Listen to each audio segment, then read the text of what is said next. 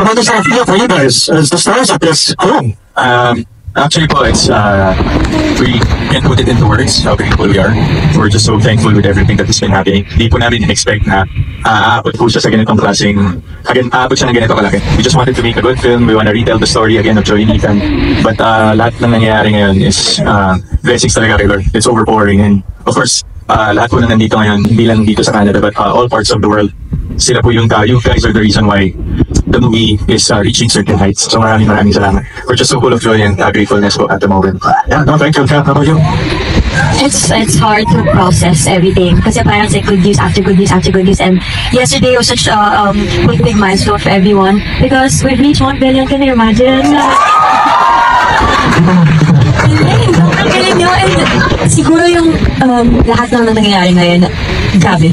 So, punong-puno kami ng pasasalamat. We are extremely grateful sa lahat po ng Filipinos and even non-Filipinos all over the world. Grabe yung support sa Pilipinas, and then galing kami ng LA. Kakadating lang namin kagabi. This is our last stop before we go home sa Manila po later.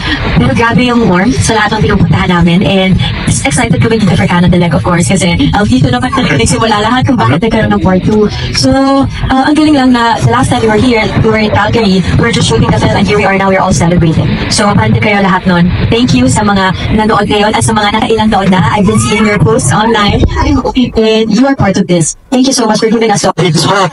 Abot langit ng pasasalamat nitong si Miss Catherine Bernardo and Alden Richards dahil sa sobrang todo-todong ramdam nilang suporta na ibinigay sa kanila ng marami mga Katden, marami mga Catherine followers at lahat po ng mga sumusuporta kay Alden Richards. So sinabi ni Catherine na gusto ko, sinabi niya na hindi po nila in-expect na ganito katindi yung magiging blockbuster nga yung kanilang movie. At sabi nga nila beyond words yung kanilang nararamdaman, ano. And at the same time sinabi ni Catherine dito na parang kung galing nyo, sabi niya, nagawa nyo na maging blockbuster movie nga yung kanilang no. So, kumbaga, kahit na ginalingan nila sa movie, still, binabalik pa rin nila sa tao yung pasasalamat. Of course, syempre, sa post din po ni Mr. Alden Richards, talagang binigyan niya ng pinurian niya ang Diyos at pinasalamatan niya sa napakagandang resulta ng kanilang movie, which is isa sa pinakamagandang bagay na kanyang ginawa. But this time, eto na, dahil meron po kasing isang parang mangugula po ito pero kasi sa akin, ang point of view ko rito, hindi ako masyadong naniniwala sa hulay. Pero pakinggan natin yung mga sinabi niya at magre-react tayo, panoorin natin ito. Nalulungkot tayo. For every separation, there is sadness. Pero nagkatotoo yung Katniel. Ano naman masasabi mo sa Katniel? Magkakatuloy ba sila? Ano yun, di ba? Si Alden. Oo. May something na ba sila? Chismosa lang, marites lang. Hindi, bakit kaya tayo ayon na mga Pinoy by nature? Kilik ng tao ang kanilang, Oo, grabe. ang kanilang tandem. Oo. Kung kukunin nyo sa channel ko rin, yung sabi ko nga, yung second tinanong yun ng aking anong kamusta, sabi ko magiging blockbuster pa rin yan. Magpapatuloy pa rin naman itong dalawang ito kasi ang mangyayari, magkakaroon sila ng romantic involvement sa year ng 2025. Sana Pwedeng po dito sa isang isang statement na to na magkakaroon daw ng romantic involvement ang isa't isa. Para sa akin naman, sa mga lumalabas po mga ebidensya at sa nakikita natin ang total closeness ni Catherine Bernardo and Alden Richards, kahit naman talaga sino, kaya nating sabihin may romantic involvement na po sila. At hindi na po aabot ng year 2025 para po ma-discover natin yan. Kasi ngayon pa lang nakikita na natin na talagang meron pong nagle-level up at talagang may development sa kanilang relationship. Ito pa po yung sinabi nga, panoorin natin. Kana malaga ang talaga nila ang kanilang career. Although kasi ang nakikita ko, nagmamature yung babae, yung iba ang babae. Nararamdaman akong mga ibang gagawin niya na iba sa lahat ng ginawa. And then there will be an award for her. Would they end up together? Or pwede po dito sa kaya sinabi na magkakaroon daw ng mature role itong si Miss Catherine Bernardo kasi nga talaga namang masasabi naman talaga natin na mas mag-level up pa yung kanyang karakter kasi ginanapan niya na po yung isa sa pinakamalaking changes ngayong Hello Love Again. So, hindi naman po porket nag-mature na yung role is papasok na po siya sa mga sexy roles, diba?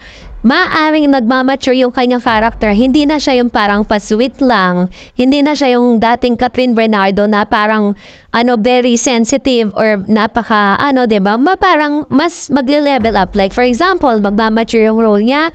Duwan dati po parang gumaganap siya bilang girlfriend this time, baka po gumanap na siya bilang may bahay, 'di ba? Bilang wife or mas mataas pa yung magiging karakter niya. Pero hindi po 'yon na tumutukoy sa sexy rules kasi napag-usapan kasi yan ng ilang mga bashers eh. Sinasabi nila na gagrabe daw. Katulad po na sinabi ng isang bashers ni Miss Catherine, 'di ba? Na nakita po na nagkaroon sila ng intimate scene ni Mr. Alden Richards. Sinasabi agad, meron agad siyang komento na burikat na daw si Miss Catherine.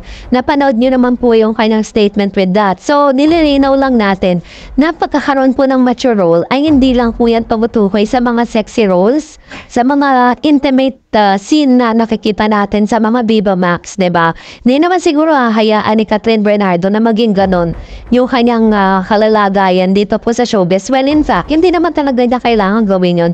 Maaring yung mature role na sinasabi nito is yung sa karakter na kanyang gagampanan. Meron pa panoorin na together? Or sila na ba ang forever ng isa't isa o hindi pa rin? Baka maraming magalit na pansin. Hindi pa ako, hindi ko pa makita. Ang maganda lang nito, medyo ang kanilang plane. Nag-click. Oo, nag-click, no? Okay. So, pwede ko makita ang pagiging, yung soulmate nila, no? Okay. So, nag-click talaga. Medyo nga marami.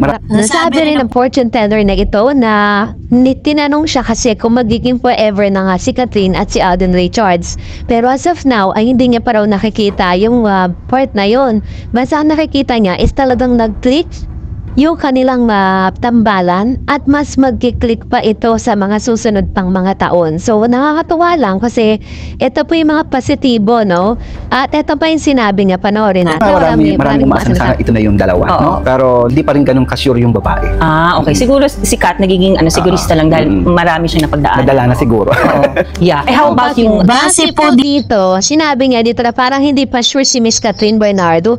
Pag sinabing hindi pa sure, hindi naman ibig sabihin no, na parang hindi na sila magkakatuluyan in the future, which is isa sa mga pinakapangarap nating lahat, diba? So don't feel bad kasi hindi naman po talaga ngayon parang hindi pa nila nakikita yung mga possibility ng ganon. Pero tayo pong mga nakakaabang at tayo pong mga talaga nagpe-pray for them, alam naman natin na kung sino po yung tamang tao for Miss Catherine Bernardo. And I know na whatever the decision of Catherine at kung ano man yung kalooban ng Diyos para sa kanilang dalawa, yun talagang mangyayari.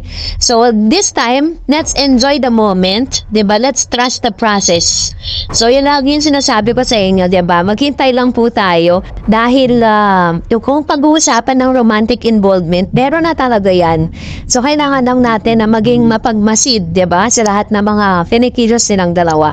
So anyways, narito naman ang ilan sa mga comment at reaction po ninyo patungkol naman sa ating latest updates.